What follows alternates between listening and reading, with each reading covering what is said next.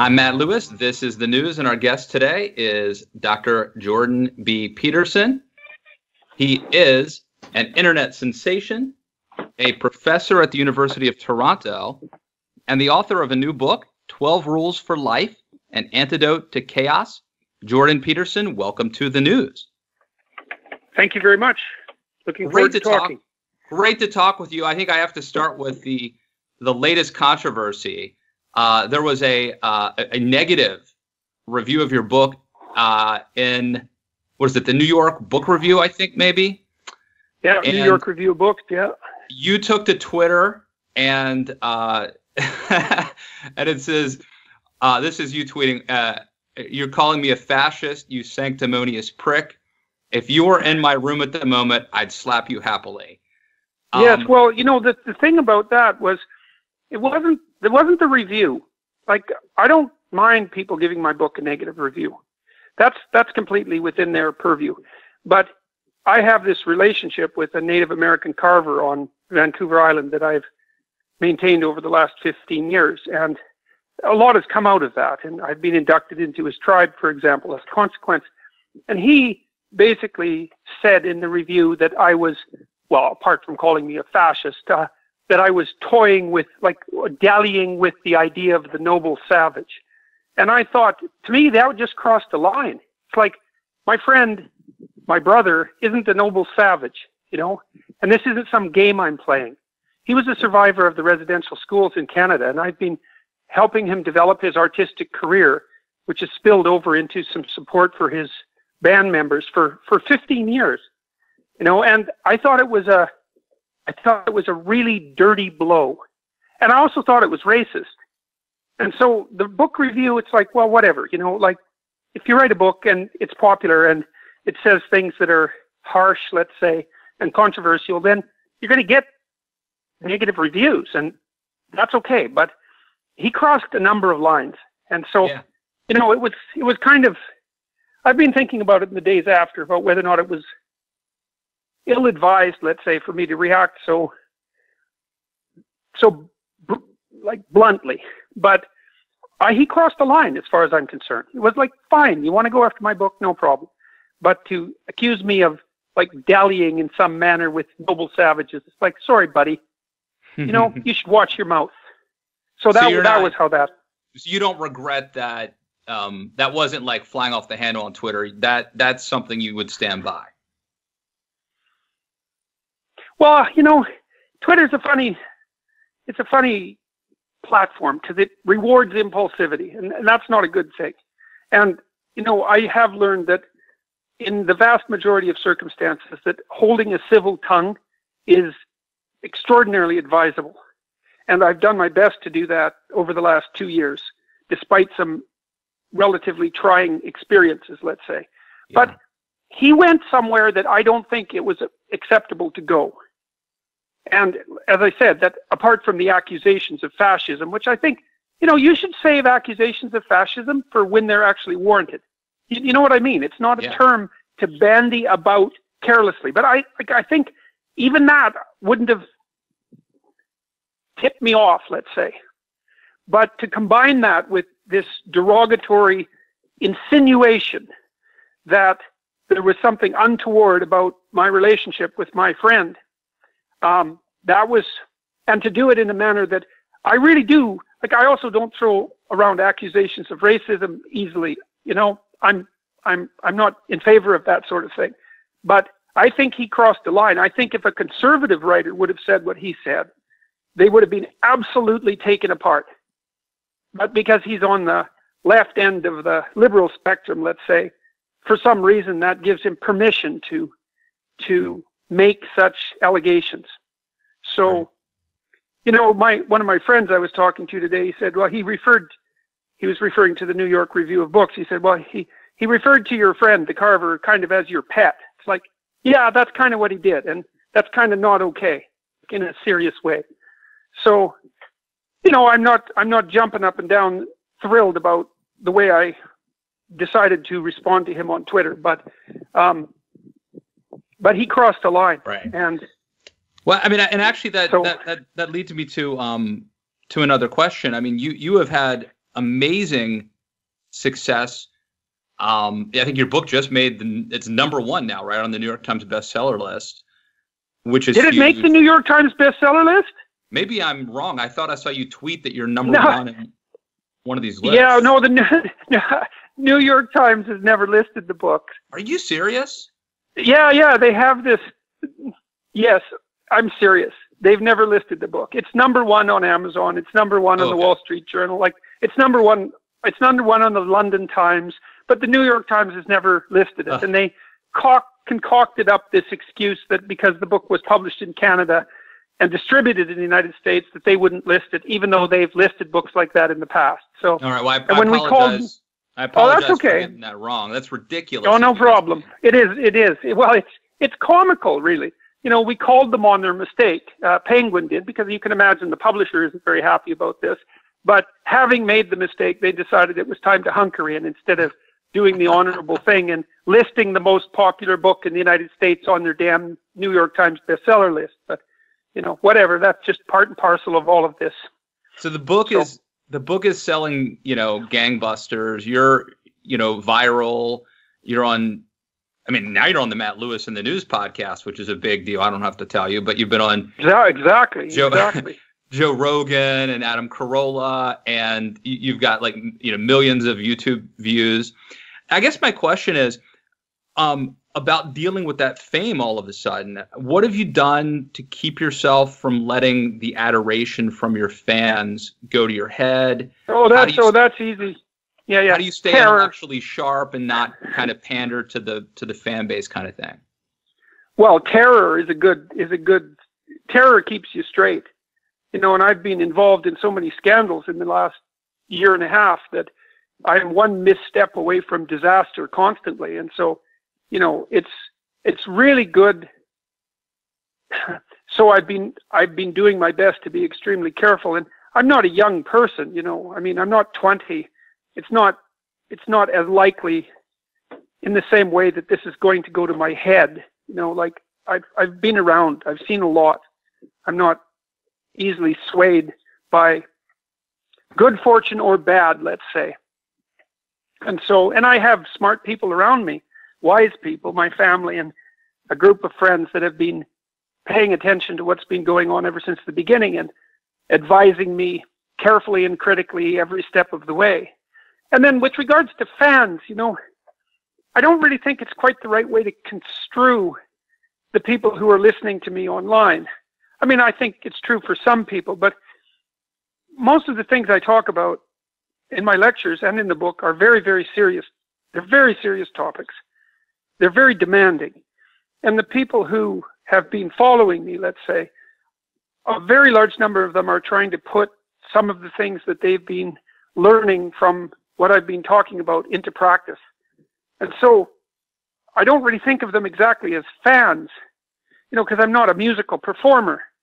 When I give a talk now, say if I do a public talk and it's, say the audience is 1,500 to 2,000 people, something like that, then about 700 people line up afterwards to talk to me and have a book signed. And, you know, they almost all say the same thing. It's, well, about a third of them say, or a quarter of them say, you've given me words to say things that I knew but I didn't know how to say.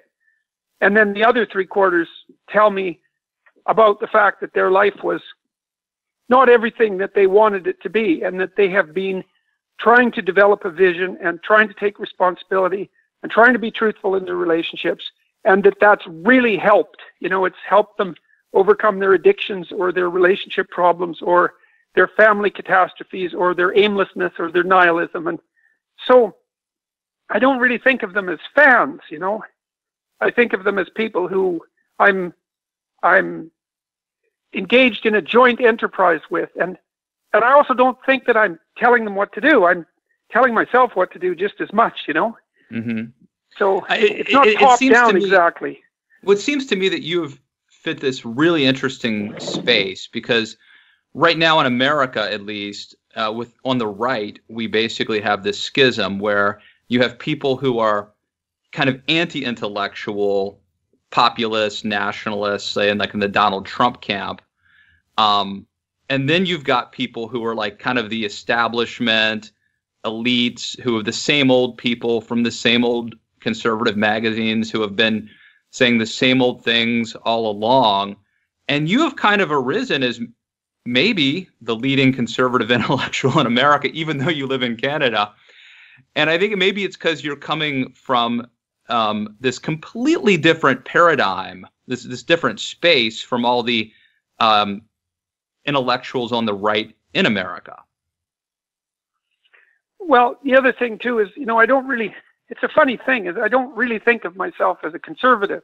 I never have really. I mean, I understand why that's come about.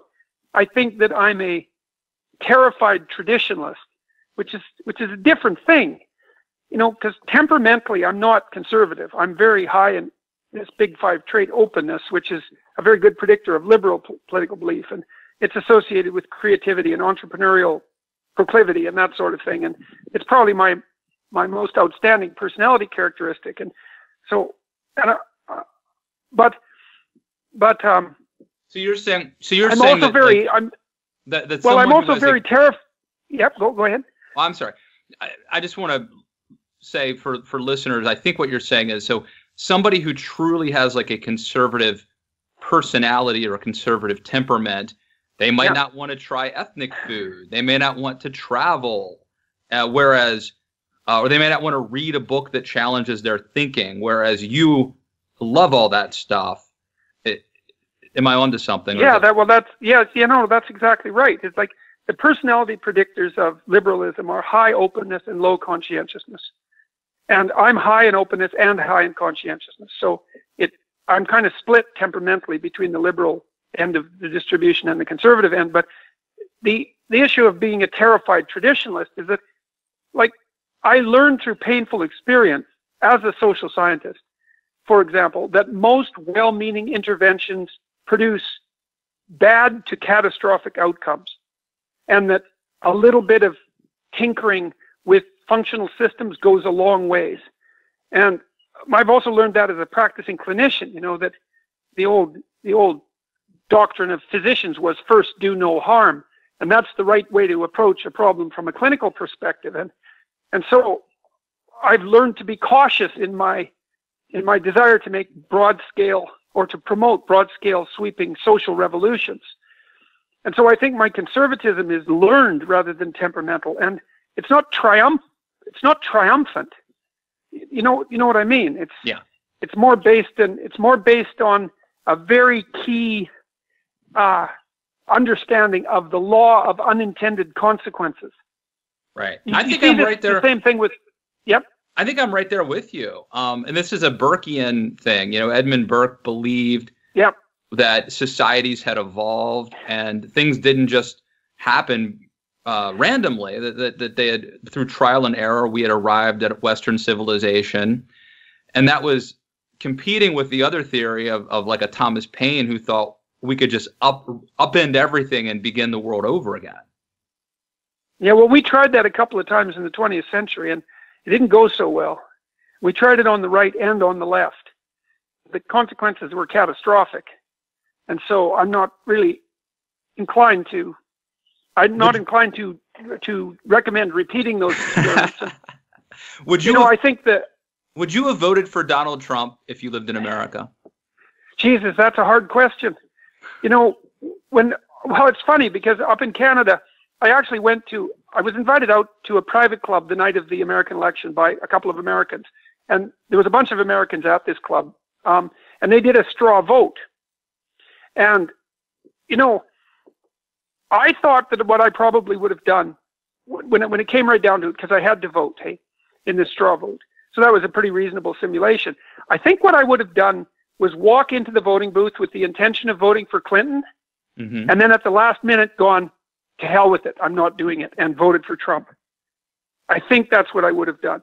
And I thought about it a lot afterwards. I mean, for the entire election, virtually, I thought, well, Clinton has the experience necessary to at least keep the status quo in motion, Right. So in some sense, she was a conservative choice because she'd been in politics for so long.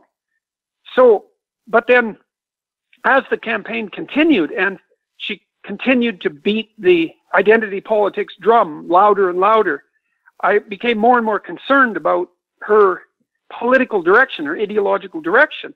And then I thought, when I was thinking about what happened in the United States, I thought, well, here's what the Americans decided.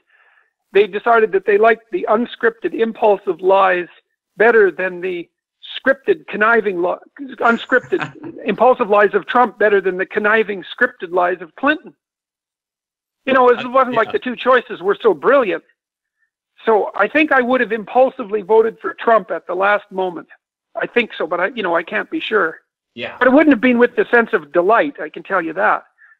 So it would have been based on, like, your sort of logically, rationally, you might have argued Hillary Clinton is the conservative pick because she's not going to upend the system. It's not going to be great, but we know what we're going to get with her. But deep down, viscerally, maybe you feel like, what would that visceral sort of sense have been for Trump? Well, it's a repugnance. I really do find identity politics repugnant. And I don't use that term lightly. I think that we're making a very big mistake to re-tribalize our social conceptual structure. You know, the big advantage to being in the West was that we live in a society where the individual is sovereign. It's a miraculous achievement that we've managed that both conceptually and practically. And then to see the left is pushing this, I think the left is responsible for this in large part, the radical left, to redivide us among ethnic, sexual, racial lines, and then other lines without end, I think is a catastrophic error. And the Democrats just did far too much of that. And I wasn't happy at all that they abandoned the working class. You know, like I have a fair bit of sympathy, let's say, for the working class, coming from a somewhat working class background, having had a dozen or more working class jobs, and also some real appreciation for working class people. Like I like working with my hands. I've done a lot of renovation projects. I've worked with a lot of contractors and plumbers and carpenters and those sorts of people. And I felt that they had been abandoned by the Democrats, and that was a real betrayal, a fundamental betrayal. So, and I know those, I'm not alone in those thoughts. That's for sure. I mean, the same thing's happening in Canada. The classic left wing in Canada has moved away from its proper concentration on the concerns of the working class poor, let's say, and started playing this intellectual identity politics game, which I think is, I really find it detestable. Yeah, me too. Me too. And I think there's absolutely no doubt that the left started this and that they're to blame for it. But I feel like Donald Trump, so where conservatism and American conservatism until recently said, identity politics is bad, therefore we're not going to play the game. We're not going to do it. And I believe that Donald Trump was a vote for, hey, we have to fight fire with fire. If they're going to play identity politics. That's the big danger. Well, and that's one of the things that I've saved most of my online vitriol, let's say, for the radical left, because, and I think the primary reason for that is because of my academic background. It's the radical left has undue influence in academia, and then from academia into the broader world. You know, so it makes sense for me, especially given the compelled speech laws in Canada, to be primarily concerned with the overreach of the radical left. But it's not like I'm thrilled with the identitarian right, because they're doing the same thing. Their mode or their strategy is different, right? Because the radical left strategy is identify the majority group and defeat them with something like guilt. But the radical right strategy is, well, accept the majority virtue, let's say, and win the fight. But neither of those approaches are going to work. You know, like even the white supremacist approach, let's say, I mean, it's fatally flawed in a variety of ways, apart from its pure reprehensibility. It's like, well, who's white exactly? Mm-hmm.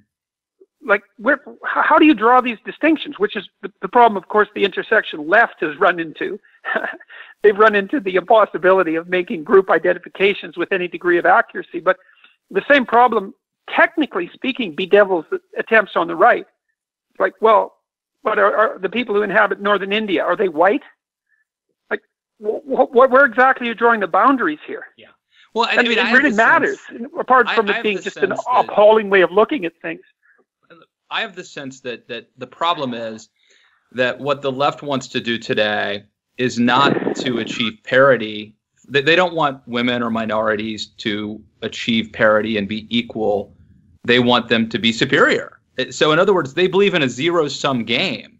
They don't believe we can grow the pie and everybody be more prosperous. They believe that the zero-sum game problem is real. They have to be winners and losers, and therefore they have to tear down, let's say, men, for example, in the Me Too moment in order to elevate women. Yeah, well, the zero-sum problem is one that's bedeviled the left forever, and their constant claim is, well, we live in a resource scarce environment, and there has to be winners and losers, and I don't think there's any evidence for that at all. But even if they're not out to attain like an inversion, so that the last become first, let's say, they're certainly not paying any attention to the fact that equality of outcome is an impossible goal. There's a measurement problem.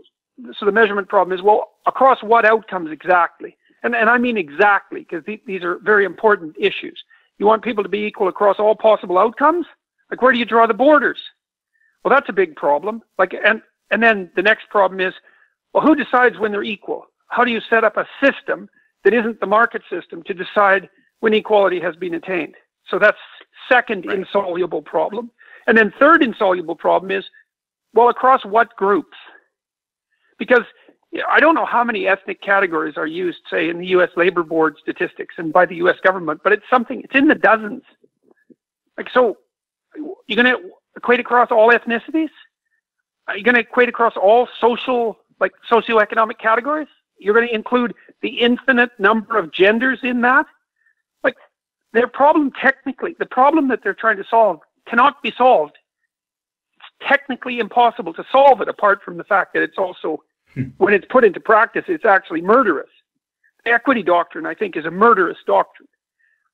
So, but it's not so easy to put your finger on why. Right. I want to talk to you a little bit about men, about the challenges that men are facing in the 21st century. I mean, it's something I've written and talked a lot about. There's no sympathy for men, really, even though there's so many challenges, including the fact that automation would tend to wipe out the jobs probably that men are more interested in doing, as opposed to jobs that women have maybe at least traditionally been more successful at. And I think there's a coming just real crisis for men in terms of having a purpose, having a meaning in life, having a sense of accomplishment. This is something that I think you have really tapped into, and I think that it has a lot to do with the popularity that you've gained. If you would talk a little bit about the plight of men. Yeah, well, you said, men don't get much sympathy. And I thought, well, that's okay, because men aren't infants, and so perhaps they don't need sympathy. But I can tell you one thing they do need, which is appreciation for their contributions, and which is different, right? Because sympathy, that's sort of on the snowflake end of the distribution. You know what I mean? But appreciation means, hey, look, you did a good job. And good men, I would say, so who are productive and generous, it's necessary to reward that. And I think that because we're being compelled, let's say, to accept the history is nothing but a sequence of oppressive acts by men, or even maybe more specifically white men, against all those that are being oppressed, we have got ourselves in a situation where any manifestation of competence on the part of young men, regardless of their race, I would say, is viewed as a manifestation of the tyranny that drives the patriarchy. And, it's almost impossible to overstate how appalling and pernicious a doctrine that is. See, so look, I've been thinking about this a lot lately. So the problem of inequality, the problem of hierarchy and inequality, those are real problems. Hierarchies produce problems, and One of the problems they produce is inequality, and inequality is a real problem. And I think everybody can agree on that, whether they're conservative or left-leaning. No one likes the fact that a lot of poor people stack up at the bottom of the socioeconomic distribution. But the left lays that at the feet of Western culture and the market, the free market. And that's just technically incorrect, because hierarchies have been around a lot longer than people have been around. And inequality as well. And since that's the case, you can't blame them on political or economic systems, and certainly not on the free market. Okay, but inequality has to be dealt with. Now, the thing about the West and about the free market and about the individualism of the West is that when we put our system into practice, it does produce a hierarchy and it does produce inequality, like every other system that's ever been tried. But the thing that makes it unique is that it also produces wealth and freedom. Right. Like any old system can produce hierarchy and inequality, but it takes a real special system to also produce a modicum of profit and some freedom. And the West has done that and continues to do that. You know, the number of people in absolute poverty in the world fell by more than 50% between the year 2000 and the year 2012. And that's a free market accomplishment. And so the left, bless the left's heart, they're concerned about the detrimental consequences of hierarchy and inequality, but they're not concerned enough to consider the problem deeply. Because if they considered the problem deeply, they would see that laying those things at the feet of the patriarchy or capitalism is a big mistake.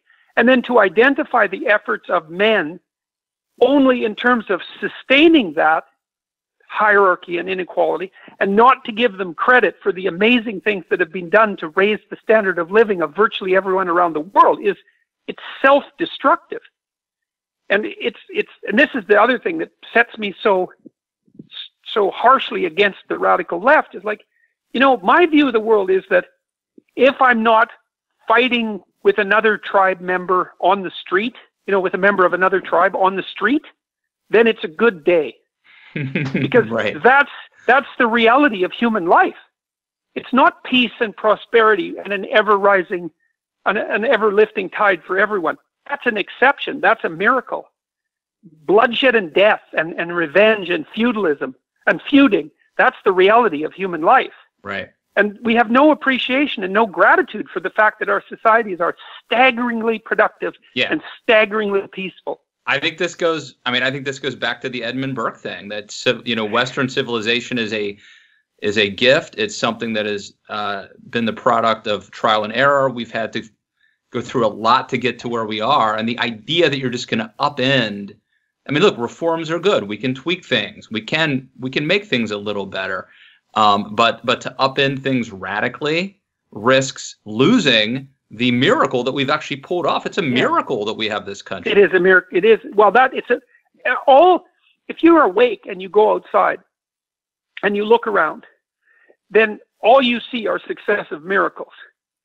You see a power grid that works all the time.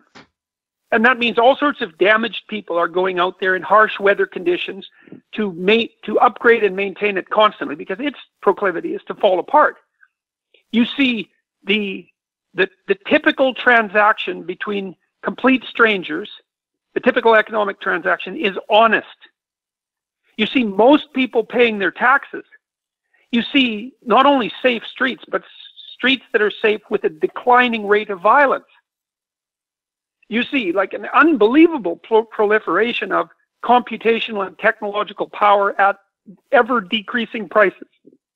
You see so much food that we're more concerned with obesity than with starvation. It's like, and you have to be so ignorant or so blind not to see those things as ongoing miracles. That's exactly what they are. And they're very fragile. Like, we could easily ruin them. And I think this descent into tribalism, which is being pushed so hard by the reprehensible universities, for example, is threatening that. And why? You know, there's a will to damage there.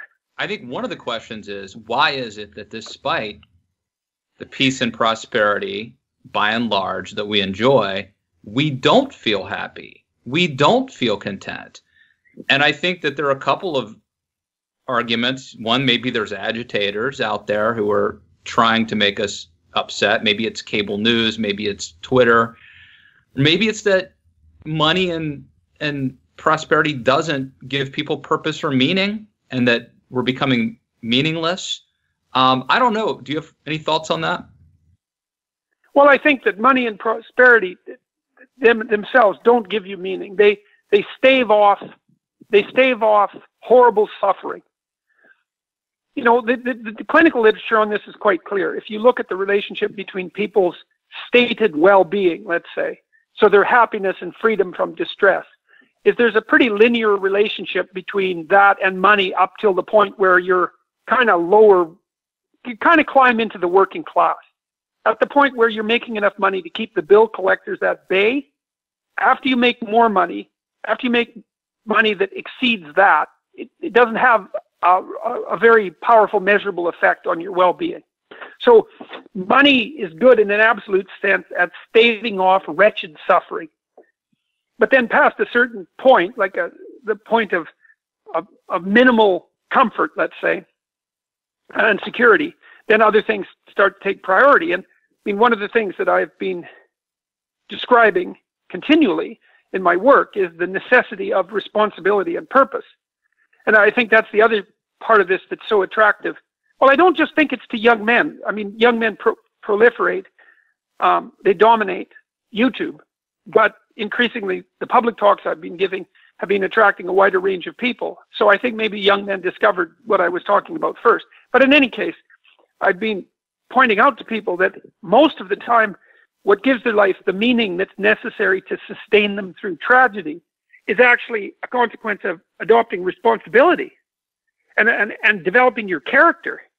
That's where the satisfaction in life is to be found. Right. I wouldn't say the happiness, because I think happiness is a side effect, but let's call it self-respect, which is a much better term than self-esteem, and the ability to sleep well at night, you know, to have your conscience clear, and you know, the point I've been trying to make is that you should conduct your life so that you're taking care of yourself in a way that makes you able to take care of your family, in a way that makes you and your family a contributor, a positive contributor to the broader society.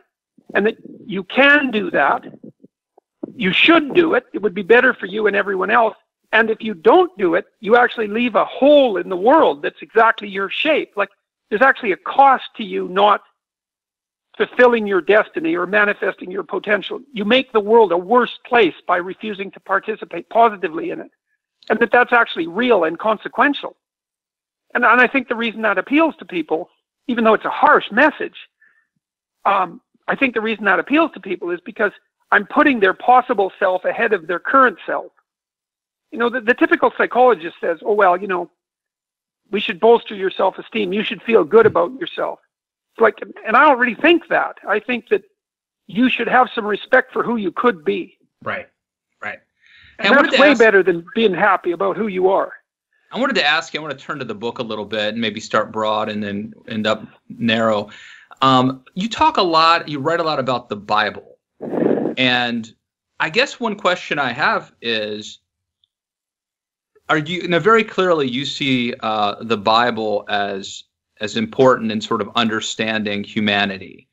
And my question is that because you are a believer who believes that this is at least divinely inspired, the Word of God, or because you believe that these are myths that emerged precisely because they're universal archetypes that help explain humanity? Well, I try to the degree that's possible, I try to stay within my domain of competence when discussing, say, biblical matters, you know, and so most of my approach has been a psychological approach. Now, that doesn't mean that I'm trying to reduce, let's say, the import of the scriptural writings to psychology. But that's not my domain of expertise. I'm not a theologian, and I don't want to make theological claims, but I'm willing to make psychological claims. And one psychological claim would be human cognition has a narrative substructure. Like, we live inside a story. We can't help it. That's why we like stories. Why the hell would we like stories if they weren't directly relevant to our life? A story is an adventure. It's a description of someone being somewhere and then going somewhere and transforming along the way. And we're absolutely compelled by stories because that's how we think. And it might be that that's how complex cognitive systems have to think. They might have to think in stories to be flexible enough to deal with change. Like rule-based expert systems don't seem to work very well. So our cognitive apparatus has a narrative substructure, and that narrative substructure has been elaborated in the West into the biblical corpus. And it's the story that sits at the bottom of our sociocultural foundation. So, for example, the idea that a human being is made in the image of God is an axiom of our legal system, which gives the individual a certain set of rights before the law, and requires that the law keep its distance from the individual, even when that person is reprehensible, even when they're murderer or thieves or rapist. They still require a certain respect from society and the law. And that's predicated on the narrative that's embedded in the Bible that human beings are created in the image of God. And then there's a reason for that statement. And I think the reason is that the God that's described in the Old Testament is a force that confronts chaos and potential and casts it into order. That's what happens in Genesis, is that God uses the word, that's the logos, which is truthful speech, to confront chaotic potential and to produce order, and then declares that order good. And you see, I think that's what we all believe. I believe that each of us confronts chaotic potential. So that would be the potential of the future, let's say. That's the reality that we confront, is the future, not the present. And that future is only a potential. And then by using truthful speech, we transform the potential of the future into the reality of the present. And if we do that properly, then we produce that transformation in a manner that's good. And I think, but I just want to be clear though. You don't weigh in as to whether or not the Bible is divinely inspired or whether it is the product of stories that people accumulated along the way to help explain archetypes and lessons. If I was pushed, I would say it's both. In the same way that, if someone, if you read about the inspiration of someone like Mozart or Bach, they kind of considered themselves conduits through which something that was greater than them was passing. So in a creative act, there's this weird union of the creator, the individual creator, with something that seems to be beyond them. And I would say the biblical writings are the same thing. They're obviously a consequence of human effort and endless human effort. But there's a spirit, so to speak, that guides the production of the narratives and also their selection and organization. And that spirit has been operating over perhaps tens of thousands of years. Now, I don't know whether or not you want to call that spirit divine. It would depend on what you meant by divine. But it's certainly a transcendent spirit. It isn't one that's identified, even by those possessed by it, as something that's identical to them. And I do believe that it's not unreasonable to think of a human being as an amalgam of something divine and transcendent with something finite and corporal. And do you believe we treat each other that way?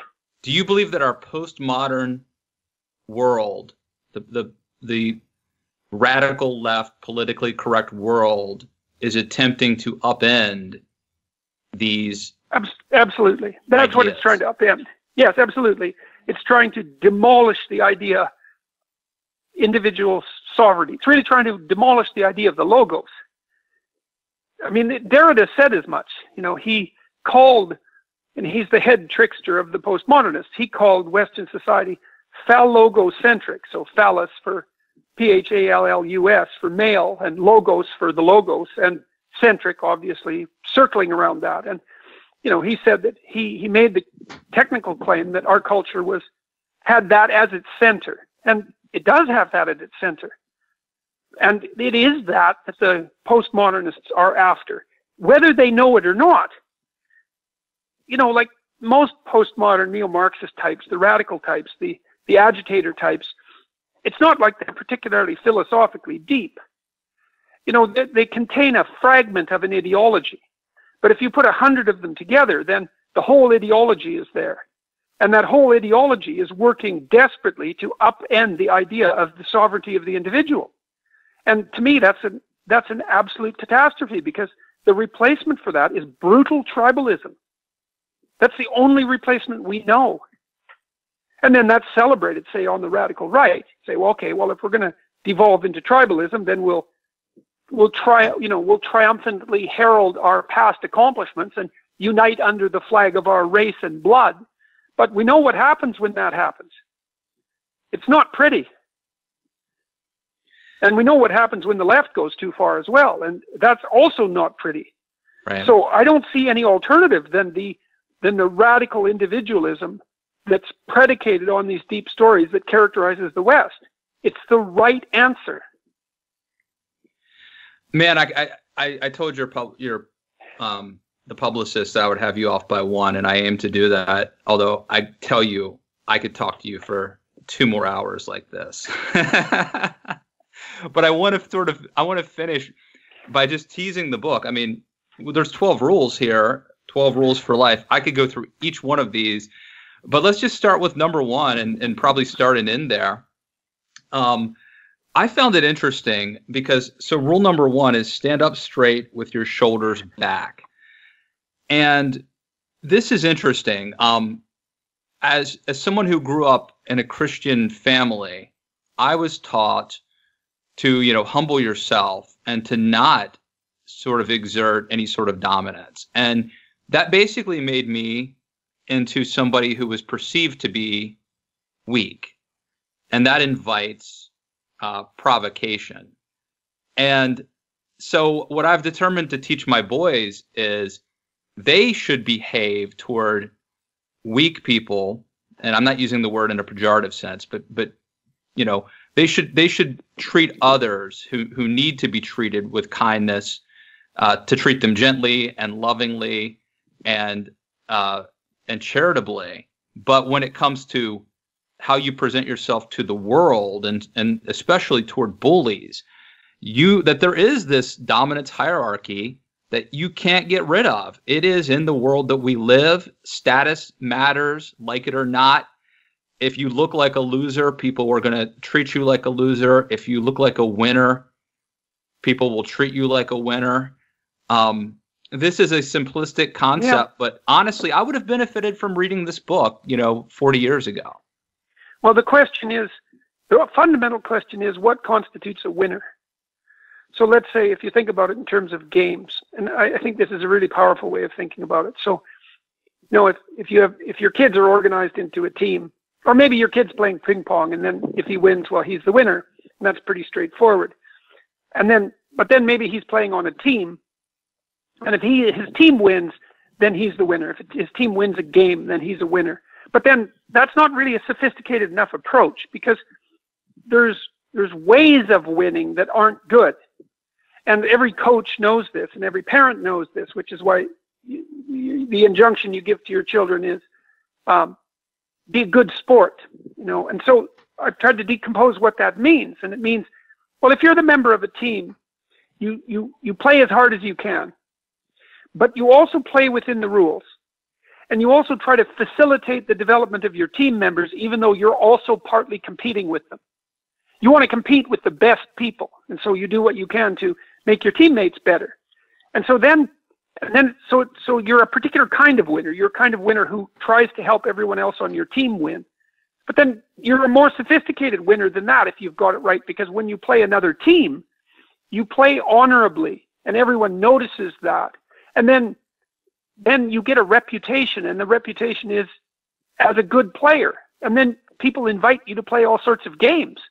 And so the winner that you should be isn't the person who wins a competition. The winner that you should be is the person who strives to win an infinite series of competitions. And that requires a higher kind of morality. It means that you never sacrifice your character to winning a specific game. And so if you think about kids, you don't want to raise kids that win the game they're playing. You want to raise kids that are invited by other kids to play an indefinite number of games. And that might even involve losing sometimes. Like if the circumstances are, I don't mean purposefully so, but it does involve losing gracefully, right, and learning from your defeats. And actually, this plays into one of your other rules, rule number 5, do not let your children do anything that makes you dislike them. And part of the premise is that if they're doing things that make you, their parent, dislike them, then other people will hate them. Yes. And there's a responsibility abdication issue there. It's like your responsibility to your children is to help them maintain that intrinsic attractiveness that makes adults want to interact with them and teach them things, and that makes other children want to play with them. If you can do that, your child is set, because they'll always have people to play with, and children socialize each other, so that's absolutely vital. And then they'll always have adults around them that will teach them new and useful things. And so what that will mean, though, is that now and then your child will do something that wouldn't play well in the social world. They'll get whiny when they're playing a game, or selfish, or they'll be disrespectful and inattentive to adults. And then you have a responsibility to do the unpleasant things that you need to do in order to rectify that. Because if you don't, then your children are going to be punished severely by the world. Now, you can abdicate that responsibility and be the person that never dares raise an unkind word. But all you do is lay your children open to correction by society, and that's extraordinarily brutal. So if you're going to be a parent, you have to accept the responsibility of discipline, and that means noticing that your children will do things that make them dislikable, and understanding that it's your responsibility to rectify that. You have Amen. a responsibility as a parent, and not just you're not there so that your kids like you. Hopefully they do. Hopefully they love you, and you have a relationship that lasts your entire life. But you're there to stand as a proxy for the real world. Amen. Well, let me just say this has been a delightful conversation, and I want to recommend the book. It's called 12 Rules for Life, An Antidote to Chaos. Dr. Jordan B. Peterson, thank you for coming on the news. Thanks very much for the interview. It was a very enjoyable conversation.